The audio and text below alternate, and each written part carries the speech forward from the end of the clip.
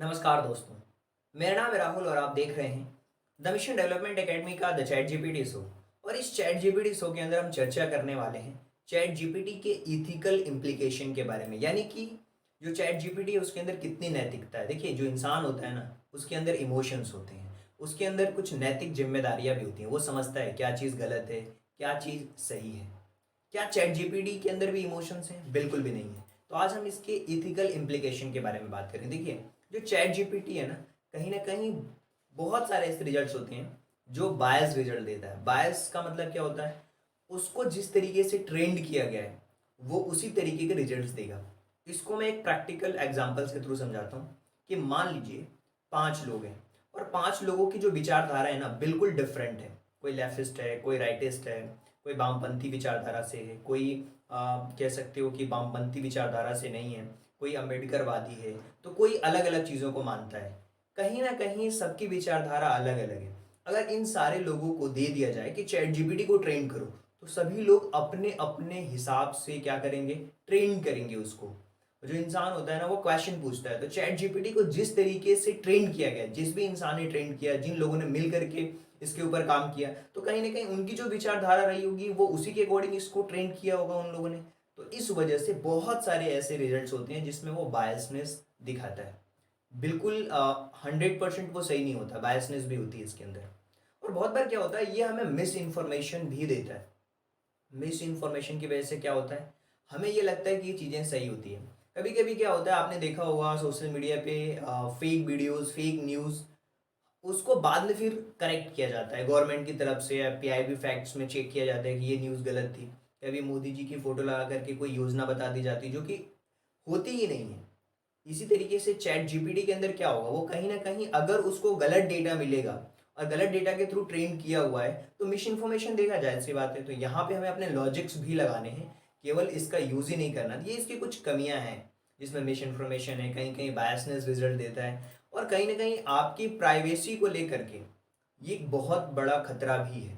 क्योंकि chat GPT, ऐसा कहा जाता है कि चैट जीपीटी जो जब आप यूज़ करते हो तो कहीं ना कहीं आपकी पर्सनल इंफॉर्मेशन को भी वो ट्रैक करता है।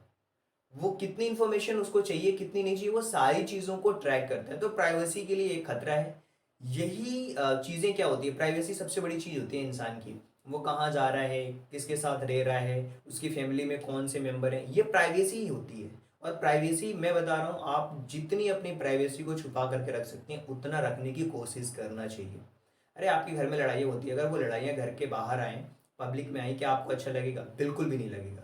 तो प्राइवेसी कुछ इसी तरीके की है, आपकी जो डिटेल्स हैं वो लोगों के पास जाएं, ये अच्छी बात नहीं होती। तो प्राइवेसी कहीं ना कहीं एक बहुत बड़ा खतरा है। लोग आपके पैटर्न को समझ जाएं, आप इस समय यहाँ जाते हो, इस समय यहाँ जाते हो, और जितना हम हाईटेक होते जा रहे हैं, जितनी टेक्नोलॉजी हम अडॉप्ट करते जाएंगे, कहीं ना कहीं प्राइवेसी पे खतरा हमेशा बड़ा बना रहेगा। और कहीं ना कहीं आपने देखा होगा, ये डेटा लीक हो गया, इतने करोड़ लोगों का डेटा लीक हो गया, इतने लोगों की फेसबुक प्रोफाइल हैक हो गई, तो बहुत सारी इन्फॉर्मेशन आती है। देखिए, कहीं ना कहीं ये मैनिपुलेशन भी करता है, डेटा को लेकर के मैनिपुलेट कर देता है। और मैं बताऊं आपको, किसी भी चीज़ के बारे में अगर वन साइडेड देखोगे तो हमेशा खतरनाक होता है। आप इस पिक्चर में भी देख पा रहे हो कि अगर एक तरीके से देखी जाए इस पिक्चर को तो अलग है, दूसरी तरीके से अलग पिक्चर है। कहीं ना कहीं the dangerous of one side story, मतलब अगर केवल एक साइड की स्टोरी देखोगे तो हमेशा डेंजरस ही होती है। क्यों? क्योंकि आप अपने नज़रिए से देख रहे हो, सामने वाले के नज़रिए से भी देखना शुरू करोगे तो कहीं ना कहीं आपको चीज़ें सही नजर आएंगी। तो कहीं ना कहीं ये मैनिपुलेशन भी करता है, बहुत सारे रिजल्ट्स में मैनिपुलेटेड भी होते हैं। और सिंपल सी बात है, जिस तरीके से ट्रेन किया गया है उसी तरीके के रिजल्ट्स देगा वो। और ऑटोनॉमी है मार्केट में एक तरीके से, मतलब कि चैट जीपीटी का कोई दूसरा अल्टरनेटिव नहीं है। जैसे गूगल है, गूगल एक सर्च इंजन है, वैसे याहू एक सर्च इंजन है, बिंग भी है। लेकिन कहीं ना कहीं जो डोमिनेशन है और जो गूगल है उसने सब लोगों को डोमिनेट करके रखा हुआ है। यहीं पे चैट जीपीटी इस तरीके का मतलब एआई टूल है जिसको ओपन एआई ने बनाया है। इसने अपनी पूरी मार्केट में ऑटोनॉमी बना के रखी है, और जिसकी ऑटोनॉमी होती है वो अपने हिसाब से चलता है, अपनी चीज़ें करता है। तो कहीं ना कहीं प्राइवेसी को लेकर के खतरा, बायसनेस रिजल्ट्स, मैनिपुलेशंस, अलग अलग चीज़ें तो होंगी, प्राइवेसी के लिए भी खतरा होगा। तो ऑटोनॉमी होने के कारण लोगों को नुकसान भी है चैट जीपीटी से। हम केवल फ़ायदे फ़ायदे के बारे में बात नहीं करेंगे, नुकसान के बारे में बात करेंगे। आपकी प्राइवेसी के लिए खतरा है, बायसनेस रिजल्ट्स ये देता है, कहीं ना कहीं मैनिपुलेटेड रिजल्ट्स देता है, बहुत सारी कमियां भी हैं। 100% परफेक्ट ये भी नहीं है। इमोशंस की कमी है, इंसान को पता होता है कि ये यहाँ पे हमें ये चीज़ करनी है। अच्छा, रिस्पॉन्सिबिलिटी सबसे बड़ी चीज़ है। ये कोई रिस्पॉन्सिबिलिटी नहीं ले रहा है किसी भी चीज़ की। रिस्पॉन्सिबिलिटी, जिम्मेदारी जो होती है ना, बहुत बड़ी चीज़ होती है। अब मान लीजिए कोई ऐसा पर्सन जो इन सारी इन्फॉर्मेशन का यूज़ करके, कोई गलत इन्फॉर्मेशन का यूज़ करके गलत चीज़ें करने लगे समाज में, सोसाइटी में, तो इसका जिम्मेदार कौन होगा? क्या चैट जीपीटी होगी? क्या चैट जीपीटी को बनाने वाली संस्था होगी? क्या? तो रिस्पॉन्सिबिलिटी कौन लेगा? अगर जो बोर्ड्स हैं गलत रिजल्ट्स देंगे, या कुछ ऐसी इन्फॉर्मेशन लोग सर्च करना स्टार्ट कर दिया लोगों ने कि इस चीज़ को कैसे बनाते हैं, ये चीज़ कैसे होती है, वो चीज़ कैसे होती है, लोगों ने अपना दिमाग स्टार्ट करके इन्फॉर्मेशन निकाली और उस तरीके की चीज़ें करने लगे जो कि करना इथिकली रूप से गलत है, नैतिक रूप से बिल्कुल गलत है।